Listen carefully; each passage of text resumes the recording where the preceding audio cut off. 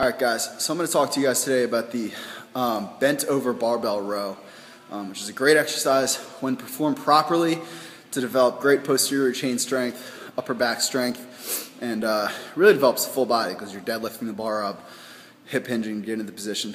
Anyway, when done improperly, can put your lower back at a huge risk, and I'm going to show you guys a few tips on proper setup and execution of the exercise, starting with the footwear, setup, to the actual rowing motion, and what to look for and what to focus on. So here it is. Alright, so recently I got a question about how to perform bent over barbell rows. This is a pretty simple exercise in theory, but the execution can be screwed up and actually put you at risk for hurting yourself. So I'm going to show you the ways to set up from proper footwear wear to the execution. So when I do anything coming off the floor, ground-based movement like a row, deadlift, squat, you really want to focus on stability in your feet. So for movements like that, I actually don't wear any shoes at all, or I'm wearing a very minimal sole shoe.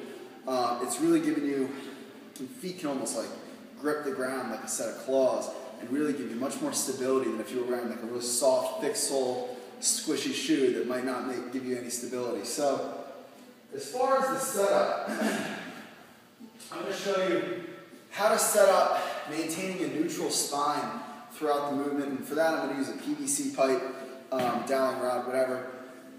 And what you want to focus on is 3 points of contact for your spine to make sure that you're keeping your spine in a neutral, safe, protected position. So when you're in setup, I'm going to show you, you want the back, top of your head, your upper back, and your tailbone lower back area to all be in line, and those are going to be the 3 points of contact. So what I'm going to do is I'm going to show you in that position. My chin is tucked, my chin is in a neutral position, the pole is touching, my lower back, the natural curvature in my lower back is not going to be touching, the upper back and my head, and when I do the hip hinge, I'm still maintaining those 3 points of contact.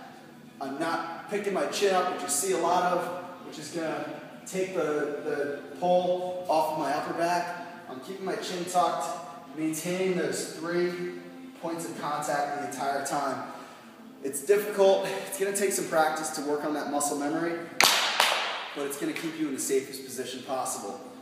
As far as execution, I prefer to actually deadlift the bar all the way to the upper position. So you're going to set up, deadlift up, and then you're going to bring it down as a hip hinge pattern, dropping your chest. And you want to keep your chest about parallel, as close to parallel to the ground as possible.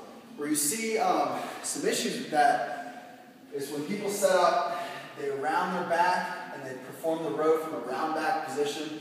That's putting your lower back in a lot of stress, and you're really risking hurting yourself. The other way you can screw this up is turning it more into an upright row.